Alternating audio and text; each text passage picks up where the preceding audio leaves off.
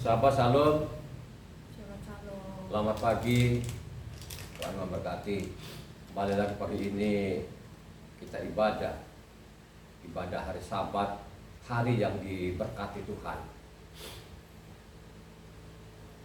Pada awal penciptaan semesta ini berhenti untuk memberkati karya ciptaannya. Siapa saja yang menghormati Sabat, yang menguduskan Sabat, maka orang itu akan mendapat berkat, yaitu kehidupan, kesehatan, dan damai sejahtera. Itu berkat. Balik lagi pagi ini kita boleh belajar bersama-sama. Cuma siapkan poin dan catatan sehingga ibadah Sabat itu tidak sia-sia. Siapkan sungguh-sungguh untuk menguduskan Sabat. Kalau engkau sia-siakan itu, kau yang paling rugi di dunia ini. Mungkin ada orang ketawain kita, dianggap Sabat itu ya zaman bahula. Biarkan saja. Orang-orang seperti itu orang-orang yang tidak pernah membaca kitab suci. Jadi seenaknya saja mendengar kata Sabat itu sepertinya tidak berminat. Itu sekian persen manusia di kolong langit ini tidak mau mendengar kata Sabat itu. Mereka tutup telinganya, tutup hatinya, sehingga hari yang diberkati ini disia-siakan begitu saja. Balik pagi ini renungan kita dari Amsal 28 ayatnya 1 sampai ke 28. Sekali lagi, Amsal pasal yang ke-28 ayatnya 1 sampai ke 28. Silakan dibaca. Orang fasik lari walaupun tidak ada yang mengejarnya, tapi orang benar merasa aman seperti singa muda. Karena pemberontakan negeri banyaklah penguasa-penguasanya, tetapi karena orang yang berpengertian dan berpengetahuan tetaplah hukum. Orang miskin yang menindas orang-orang yang lemah adalah seperti hujan deras, tapi tidak memberi makanan. Orang yang mengabaikan hukum memuji orang fasik, tetapi orang yang berpegang pada hukum menentangnya. Orang yang jahat tidak mengerti keadilan, tapi orang yang mencari Yahweh mengerti segala sesuatu. Lebih baik orang miskin yang bersih kelakuannya daripada orang yang berliku-liku jalannya sekalipun ia kaya. Orang yang memelihara hukum adalah anak yang berpengertian, tetapi orang yang bergaul dengan pelahap mempermalukan ayahnya. Orang yang memperbanyak hartanya dengan riba dan bunga uang mengumpulkan itu untuk orang-orang yang mempunyai belas kasihan kepada orang-orang lemah. Siapa memalingkan telinganya untuk tidak mendengarkan hukum, jika doanya adalah kekejian. Siapa yang menyesatkan orang jujur ke jalan yang jahat akan jatuh ke dalam lubangnya sendiri. Tetapi orang-orang yang tak bercela akan mewarisi kebahagiaan. Orang kaya menganggap dirinya bijak, tetapi orang miskin yang berpengertian mengenal dia. Jika orang benar menang, banyaklah pujian orang, tetapi jika orang fasik mendapat kekuasaan, orang menyembunyikan diri. Siapa menyembunyikan pelanggarannya tidak akan beruntung, tetapi siapa mengakuinya dan meninggalkannya akan disayangi. Berbahagialah orang yang senantiasa takut akan Yahweh, tetapi orang yang mengeraskan hatinya akan jatuh dalam malapetaka.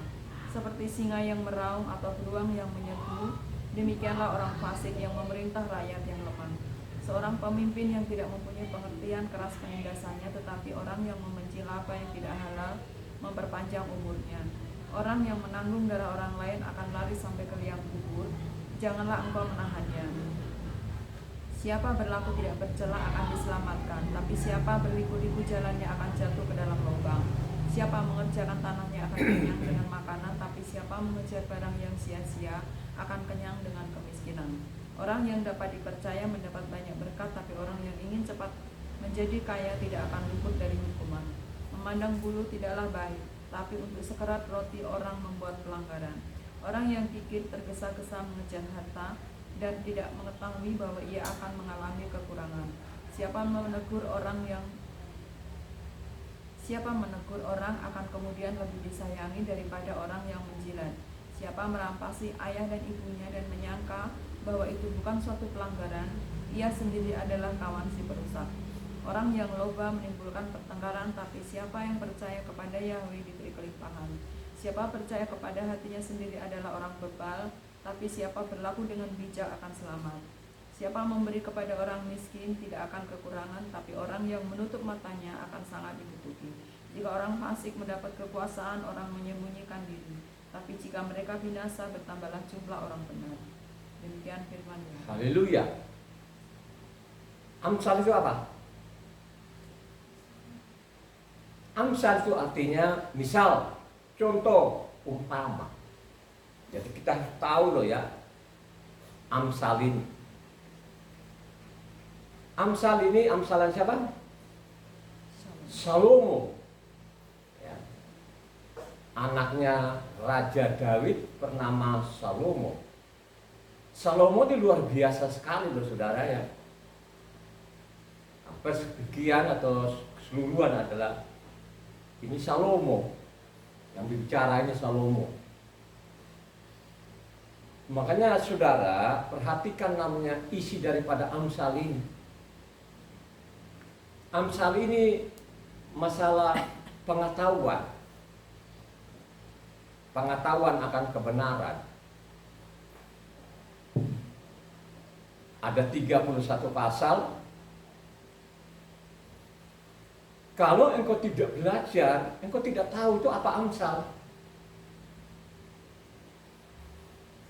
Kalau engkau tidak buka isi kitab suci ini, engkau tidak pelajari, engkau tidak tahu apa itu Amsal, apa isi kitab suci itu, nggak tahu.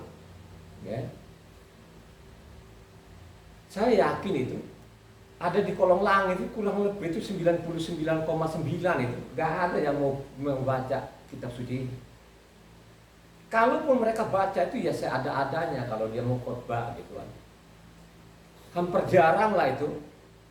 Ya, makanya saya mengatakan 99,9 itu tidak ada yang mau membaca kitab suci ini dari Kejadian sampai Wahyu, ya. Tidak ada yang mau. Kalau kau baca namanya pasalnya yang ke-30 di sana, ayatnya 3, coba Amsal 30, ayatnya 3. Ayatnya 3. Juga tidak kau pelajari hikmat sehingga tidak dapat kenal yang Maha Kudus. Coba kan, bagaimana kau tidak pelajari isi kitab suci? Pasti lo tidak akan mengenal Tuhan. Tidak kau tahu siapa yang kau sembah itu. Kecuali engkau baca dari Kejadian sampai Wahyu. Sehingga saya berulang-ulang kali. Kalau saya mengatakan Tuhan saya hanya satu-satunya, gak ada yang lain, saya punya dasar. Kenapa saya punya dasar? Karena saya baca ini kitab suci ini dari Kejadian sampai Wahyu, ya. Sehingga saya tahu isinya. Bayangkan aja tahun ini saya, ya sekarang kan saya sudah 100 ke 85. Nanti Januari kan 186, berarti satu tahun ini tahun 2021 saya habiskan kitab suci itu 20 kali dari Kejadian sampai Wahyu. Coba deh sekarang renung aja itu, ya ada nggak orang itu yang satu tahun bisa habiskan kitab suci itu, ya dari Kejadian sampai Wahyu sampai 20 kali. Halo, ya. Bagaimana lu memiliki hikmat itu kalau engkau tidak pernah mau baca isi kitab suci ini? Baru lihat saja pun kitab suci sudah malas. Ya, baru saya ngomong gini pun pendengar sudah tahu semua. Siapa yang bikin seperti itu? Adalah iblis. Iblis itu tidak pernah akan mau, ya, tidak mengizinkan manusia ini untuk membaca dari Kejadian sampai Wahyu. Kalau engkau baca dari Kejadian sampai Wahyu, baru engkau tahu nanti, ya, mana yang fasik dan mana orang benar. Ini kan kita bicara, ini kan masalah orang fasik kan. Tadi kan kita dari ayat 1 kan fasik kan. Ya. Jadi yang kita belajar hari ini antara namanya orang fasik dan orang benar. Orang fasik itu saudara ya, mendengar hari Sabat nggak mau dia. Mendengar nama Yahweh, oh apalagi nggak mau. Coba kan? Nggak mau. Itulah orang-orang fasik. Orang fasik itu nggak mau yang begitu. Orang fasik itu senang namanya perintah-perintah manusia gitu kan? Itu orang fasik itu. Ya. Jadi harus tahu loh ya, supaya engkau tahu bahwa dia ini orang fasik dan bukan orang fasik, ya baca kitab suci ini. Siapa saja yang menyepelekan, yang menganggap ringan, menganggap enteng, namanya hukum Tuhan, ya itu orang fasik. Ya. Kalau mendengar itu biasa orang fasik itu, padahal dia nggak tahu. Dia ikut-ikut saja kata Pak Pendetanya, langsung spontan aja. Misalnya, oh nama itu tidak terlalu penting, nggak penting bagi nama itu tidak penting bagi kami. Yang penting hati saya ke atas, kata itu orang fasik. Padahal itu dia mengatakan tidak ada dasar firman-nya. Tapi kalau bilangnya kita ini, oh nama itu penting, ada dasarnya. Misalnya sekarang kita bicara namanya hari Sabat, ada dasarnya. Coba kan? Ada dasarnya, ada pasalnya, ada ayatnya, ada ancaman-ancaman lagi. Nah, orang-orang fasik yang ada ancamannya begini, dia tidak peduli loh saudara. Itu orang fasik. Coba baca ayat 9 ya. Siapa saja yang memalingkan telinganya untuk mendengar hukum, doanya jadi keji katanya. Ya, itu keras sekali loh saudara. Coba ayat 9, ayat 9, ayat 9. Ayat 9. Yang keras. Supaya pendengar mencatat loh saudara ya. Ya. Siapa memalingkan telinganya untuk tidak mendengar hukum, juga doanya adalah kekejian. Siapa saja yang memalingkan telinganya dari hukum Tuhan, doanya menjadi keji. Siapa saja yang menghina-hina, yang mengabaikan namanya hukumnya, itu ibadahnya keji. Ompaklah saudara, ini firman yang kita baca, ini dia tidak akan berubah sampai kapanpun. Dia tidak berubah loh saudara. Loh, kalau Salomo itu dia dapatkan hikmat itu luar biasa loh saudara. Permintaannya. Jadi Salomo ini kan Amsal itu kan punya Salomo nih, ya. Salomo kan. Coba Salomo itu minta kepada Tuhan. Dia tidak minta apa kekayaan, dia tidak minta namanya umur panjang, dia tidak minta kemuliaan. Yang dia minta itu apa? Halo? Yang dia minta apa? Hikmat. Hikmat pengetahuan. Pengetahuan akan namanya hukum Tuhan. Yang dia minta loh. Akhirnya apa? Hanya yang diberikan Tuhan hanya hikmat saja atau dia berikan semuanya? Kekayaan, kemuliaan, umur panjang, dikasih nggak? Dikasih loh saudara. Ya, coba. Ya. Kalau kita baca namanya Salomo ini kan saya mengatakan Amsal itu Amsal Salomo. 1 Raja-Raja 3 ayatnya 5 sampai 14 supaya lengkap ini ya. Ya. Coba Salomo itu yang dia minta bukan kekayaan, bukan. Ya. Bukan kemuliaan, tapi yang dia minta itu pengetahuan, itu hikmat itu pengetahuan ya. Jadi supaya sudah tahu itu mencatatnya, hikmat itu sama dengan pengetahuan ya. Pengetahuan akan firman. Yang dia minta itu hanya pengetahuan supaya dia memimpin bangsa ini yang besar ini ya, supaya adil ya. Ini permintaannya namanya Salomo ini. Permintaan Salomo, baca 1 Raja-Raja 3 ayatnya 5 sampai 14. Yang cepat. Di Gibeon itu Yahweh menampakkan diri kepada Salomo dalam mimpi pada waktu malam. Berfirmanlah Tuhan, mintalah apa yang hendak kuberikan kepadamu. Lalu Salomo berkata, engkaulah yang telah menunjukkan kasih setiamu yang besar kepada hambamu Daud ayahku, sebab ia hidup di hadapanmu dengan setia, benar, dan jujur terhadap engkau, dan engkau telah menjamin kepadanya kasih setia yang besar itu, dengan memberikan kepadanya seorang anak yang duduk di tahtanya seperti pada hari ini. Maka sekarang ya Yahweh Tuhan Tuhanku, engkaulah yang mengangkat hamba-Mu ini menjadi raja menggantikan Daud ayahku.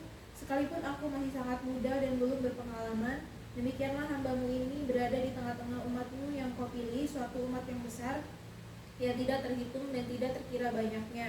Maka berikanlah kepada hamba-Mu ini hati yang paham menimbang perkara untuk menghakimi umat-Mu dengan dapat membedakan antara yang baik dan yang jahat. Sebab siapakah yang sanggup menghakimi umat-Mu yang sangat besar ini? Lalu adalah baik di mata Tuhan bahwa Salomo meminta hal yang demikian.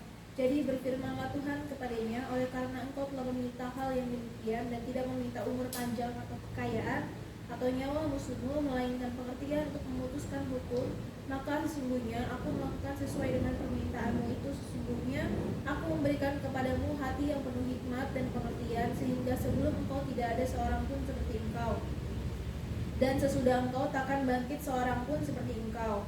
Dan juga apa yang tidak kau minta aku berikan kepadamu, baik kekayaan maupun kemuliaan, sehingga sepanjang umurmu takkan ada seorang pun seperti engkau di antara raja-raja. Dan jika engkau hidup menurut jalan yang kutunjukkan dan tetap mengikuti segala ketetapan dan perintahku sama seperti ayahmu Daud, maka aku akan memperpanjang umurmu. Coba. Jadi yang dia minta itu ya supaya dia memiliki pemahaman masalah hukumnya tuh enggak banyak-banyak loh saudara. Akhirnya apa? Karena itulah permintaanmu, maka aku akan tambahkan ini dan itu loh saudara. Ya. Dia sadar betul kalau bapaknya ini adalah raja bapaknya dia tahu betul-betul sangat mencintai namanya hukum Tuhan. Sehingga Salomo sendiri pun ya mintalah supaya benar-benar ini dia jadi raja adil. Supaya dia adalah raja kebenaran, karena dia tahu loh bapaknya itu raja kebenaran, raja Daud, raja kebenaran enggak? Halo? Dia raja benar loh, nama raja Daud itu. Dia sangat mencintai namanya hukum Tuhan. Coba baca 2 Samuel 8 ayat 15. Ya. 2 Samuel 8 ayat 15. Demikianlah Daud telah memerintah atas seluruh Israel dan menegakkan keadilan dan kebenaran bagi seluruh bangsanya. Coba, dia raja adil dan dia menegakkan kebenaran. Yang dimaksud itu adalah hukumnya Tuhan. Ya. Sehingga tadi yang kita baca tadi namanya Amsal 28 ayat 9 mengatakan, siapa saja yang memalingkan telinganya dari hukum Tuhan atau hukum Taurat itu, doanya menjadi keji. Catat ini saudara. Karena zaman kita ini sudah zaman gila. Zaman gila, zaman jahatnya ini saudara. Kenapa saya mengatakan itu? Karena mereka mengatakan Taurat sudah tidak berlaku. Siapa yang mengatakan ini adalah orang fasik. Pak saudara, ya, inilah ada orang-orang fasik saudara. Dia tidak suka namanya Taurat itu. Padahal nama Raja Daud ini luar biasa loh saudara. Makanya kalau saudara baca namanya Mazmur 19 di sana, itu sangat jelas loh saudara. Mazmur 19 ayat 7 sampai 11 sana, bagaimana itu mencintai namanya hukumnya Tuhan ini saudara. Ya. Dia sangat mencintai namanya hukum Tuhan ini. Maka dia bilang itu madu itu sudah manis, tapi lebih manis Tauratmu itu. Ya, coba, emas itu sudah mas murni, tapi lebih murni daripada Tauratmu. Coba seorang Daud, ya. Jadi anaknya tadi minta supaya dia jadi raja keadilan dan kebenaran. Dia meneruskan, ya, pemerintah Raja Daud ini saudara. Ya. Coba saudara, saya yakin dari kecil anak ini namanya Raja Salomo ini pasti dia mengenal namanya Taurat itu, ya, sehingga dia minta itu, akhirnya dia kabulkan saudara. Ya. Banyak sekali orang-orang sampai detik ini jahat sekali mereka ini, ya, coba sangat jahat loh, coba kan. Padahal kalau kita baca hukum Tuhan di sana masalah nama itu penting, ya dok, ya. Makanya namanya Taurat itu, hukum Tuhan itu diajarkan kita kasih. Jangan bilangnya mereka, zaman Yesus mereka bilangnya kasih. Kalau perjanjian lama itu atau Taurat itu tidak memiliki kasih. Ya, coba itu Ini orang-orang fasik ini. Orang-orang fasik ini loh saudara, yang tidak pernah mau baca kitab suci juga. Nggak mau loh saudara, untuk baca kitab suci itu mereka ada. Buat apa sih susah-susah? Siapa yang masuk dalam otak mereka itu adalah iblis ini. Ya. Kalau engkau sudah tidak mau membaca kitab suci, bagaimana lu? Lu tahu yang mana, yang fasik atau yang benar?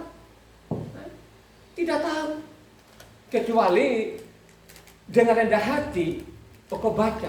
Ingat loh ya, kalau kita baca Keluaran 23 ayatnya 2 mengatakan, jangan ikut-ikutan membelokkan namanya hukum. Ini sudah diwanti-wanti kok. Coba baca Keluaran 23 ayatnya 2. Ya.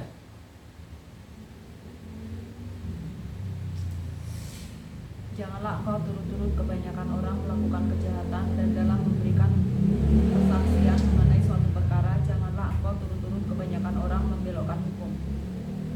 Jangan engkau ikut-ikutan gitu kan yang membelokkan hukum.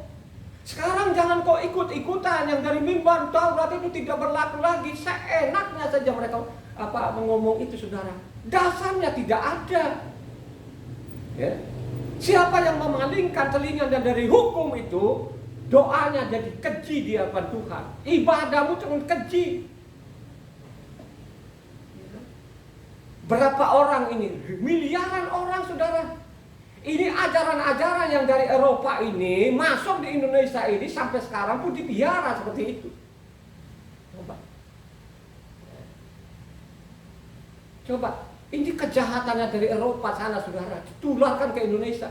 Di Indonesia sendiri pun mereka tidak mau loh saudara. Ya. Apakah mereka tidak baca? Baca juga. Tapi pada waktu membaca itu tidak ada yang masuk dalam hatinya. Dia masuk di kepalanya, akhirnya dia putar. Itu